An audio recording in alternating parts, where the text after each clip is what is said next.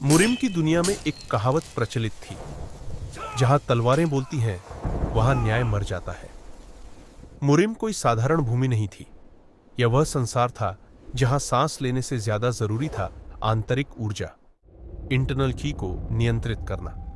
यह संप्रदाय थे, धर्मनिष्ठ भी, क्रूर भी, और इन सब के बीच एक नाम ऐसा था जिसे सुनकर पूरा मुरिम कांप उठता था। हेवनली डीमन कल्ट, स्वर्गीय दानव संप्रदाय। कभी यह संप्रदाय मुरिम पर राज करता था, कभी इसके नेता को स्वर्ग का शत्रु कहा जाता था, और कभी इसे पूरी तरह मिटा दिया गया, या कम से कम दुनिया यही मानती थी। गिरा हुआ उत्तराधिकारी दक्षिणी सीमांत के एक छोटे से गांव में एक लड़का रहता था। नाम था चोन मून हुई। वह न तो प्रतिभाशाली था, न ही उसमें कोई विशेष शक्ति थी। दिन में वह लकड़ी काटता, रात में मां की दवा के लिए सिक्के गिनता, पर उसे नहीं पता था कि उसके शरीर में वही रक्त बह रहा था जिसने कभी मुरिम को घुटनों पर ला दिया था। उसका पिता हेवनली डीमन कल्ट का छठा युवा स्वामी था, और उसकी मां धर्मनिष्ठ ऑर्थोडॉक्स सेक्ट की महिला। यह प्रेम मुरिम के लिए पाप था। रात जब सब कुछ जल गया, वह रात अमावस्या की थी। आसमान काला था, हवा में खून की गंध थी।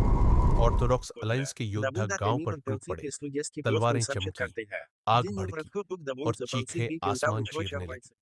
मून हुई अपनी मां की बाहों में कांप रहा था। उसके सामने उसके पिता को घुटनों पर लाया गया।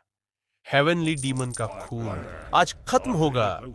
संप्रदाय के नेता ने तलवार उठाई। उसकी मां चिल्लाई, बच्चे को छोड़ दो। उत्तर मिला, मुरिम में पाप का बीज नहीं छोड़ा जाता।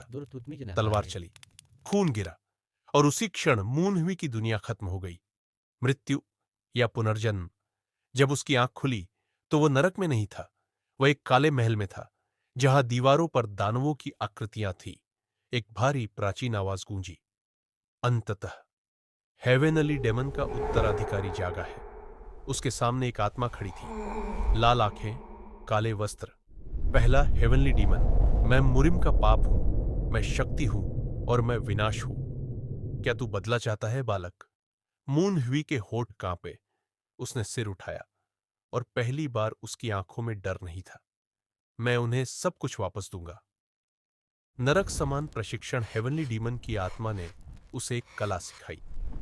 हेवनली डीमोनिक स्क्रिप्चर यह कोई साधारण मार्शल आर्ट नहीं थी। यह ऐसी कला थी जो शरीर को तोड़ती, मन को जलाती, और आत्मा को दानव बनाती। हर अभ्यास के बाद मून हुई खून की उल्टी करता।